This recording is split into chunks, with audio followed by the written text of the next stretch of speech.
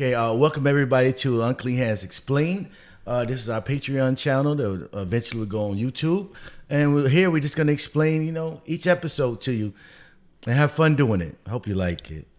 Well, hey, I want to talk about this first episode here. Who Killed Jamal Blue? This is this grabs, this pulls you in right away.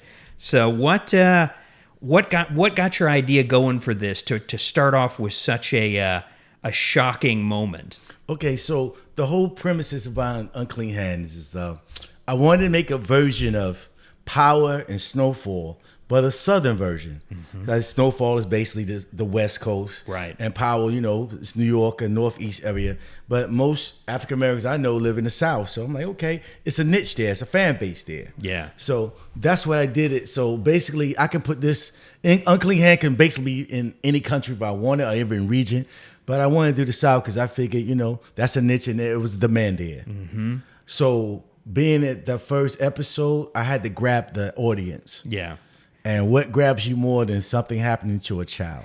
That image that you've got in there really made me stop. I had to pause it because I was like, damn, that really gets to me seeing that image, and that really kicks that story off as to why there's such high emotions going on throughout this whole story. Yeah, I mean, it took a while to get the image that I wanted, because the animation is coming out later, probably by the end of the year. But I wanted to make it something that'd grab you. And I had a couple of people even say in the comments on YouTube, and people bought the book like, wow, yeah, why did you do it to a kid? But yeah, now you're interested, right? Right. Now you know what happened, and trust me, I'm going to take you on the ride with this one. So also, do we know where this is taking place, or could it be in any southern town? Exactly. I didn't want to give it a name, so then people okay, this is not accurate enough for this region. So I just said a southern town. Yeah. But it is a time period. This is basically around 95. Okay. Remember, it's a trilogy. Right, So right. Unclean Hands 2 is what I'm writing now. It's going to be totally different, but it's going to be like 2008. It's 15 years later type of thing. Okay. And, that's when you'll know who's really the whole series about. Because trust me, on the first one, no one gets it. Yeah. And I had it ready in your face the whole time. Ah, okay. So you're setting up a whole lot of dominoes that are going to keep falling throughout this whole trilogy. So it's a trilogy, yeah. At the very end, you're like, oh, man, okay, cool. Yeah, they deserved it, And then we can do an Unclean Hands somewhere else, your version. I'm thinking about UK or Canada. So yeah, this could go international in terms of where this story goes. Of course, that's what I did it for. Every one of my series are like that. Yeah. They can go anywhere. Well, and the characters also started really jumping out right away. You could start getting a sense of all their individual personalities as to what their motivations were, what people were looking for, what they're trying to do, but also just that there is a whole history behind why Jamal has just been shot. See, the thing is with this, and this is to a lot of writers out there, because basically I write a screenplay first, then turn it into a book, which you can get on Amazon or Barnes & Nobles, and then from there I make it an audio book. So the thing is, the key is to grab them on the first scene. Yeah. The second scene, maybe the third, is just to explain who everybody is, the characteristics of that character. After that, especially with me, it's action, action, action, action, action to the very end. So, let me get you in the beginning, then explain who everybody is and their characteristics and who they're about, their backgrounds. And after that, we got to have action. And you're never going to be bored.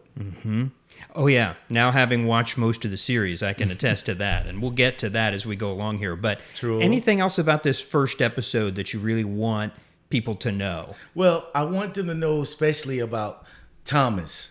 Just happened to be there and his family background. Thomas is very important as a reporter there, but also the human side of Romeo Blue and his wife, Dee Dee. Yeah.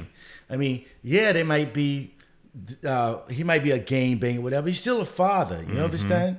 He's still a father, and it hurts when your kids die, right? And the mom too. You'll learn more about her later, but still, I wanted that connection that, even though you could be whatever background, you're still a father. Right. And that's why I wanted to touch on this first episode. Well, and that's what I think was genius about the start, is that if we'd started off really knowing who he was and his history was, some people might be less sympathetic to who he is, but watching his kid get killed and watching his wife suffer here in this first chapter, it gives you empathy for him right away, even though you learn a lot of things about him later on. It still establishes that he's, that he cares about True, his kids. because you have to be a monster Yeah. to not care about a child. You Right. understand? So that's what I wrote that for, and I just want to get your, emotional strings going. Yeah. But yeah, trust me, I'm taking you on a hell of a ride on this one, and wait till part 2, kid. Even better. All right.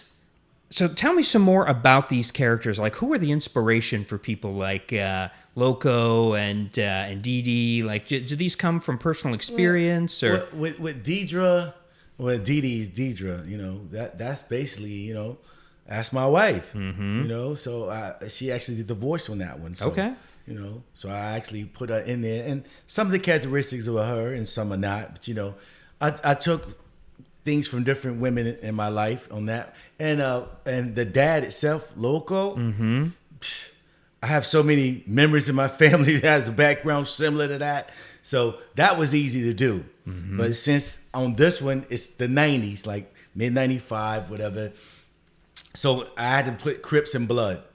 Right. That I had a problem with that with my family. Most of these guys are Bloods or whatever, Right. which I don't understand it either. But hey, I had to get their permission. Like, you read it first, and they're like, "Hey, why you doing the Bloods like this?" So like, look, everybody's gonna be treated equal in the end. Yeah. Just ride with it. And when it was done, they're like, "Okay, cool, you represented both well." Okay. And that's what I want to do. But yeah, I just want to let people know, just because they're in that situation, you don't know how they got there, Right. and it's trying to do the best thing they can to get out of it. Yeah.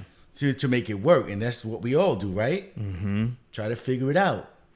When I thought that was what was interesting in this first episode was starting to watch them trying to have that separate personal life, but watching the rest of their life starting encroaching upon that with the violence that was coming from things that have to do with other than their family. In the end, it's all about choices, Yeah. The one choice can mess up everything. Mm-hmm. So you got to think before you do it. So that's what we're doing here. Okay. All right? Yeah. So tell me more about Thomas and what he's doing here at this baseball game and kind of where he fits into the whole story so far. Okay, so Thomas, basically, his family is the funeral home of choice for, the black community there. Because there's only one they can really go to. Mm-hmm. So Thomas is there basically just to cover that for his family. His family sponsored it. He just happened to be at the right place at the right time. Okay. And let's be honest, he's optimistic. He's like, hey, I see opportunity here. I'm going to take it. I just happen to be there. I'm going to run with it and see where it goes. And, and he has a good heart, too. He's really trying to help them. But in the end, he's helping himself as well. Right. It's going to help himself. So that's what Thomas there. And Thomas is along for the ride here. So majority of this thing is people are really seeing it through Thomas' eyes. Okay. Mm-hmm.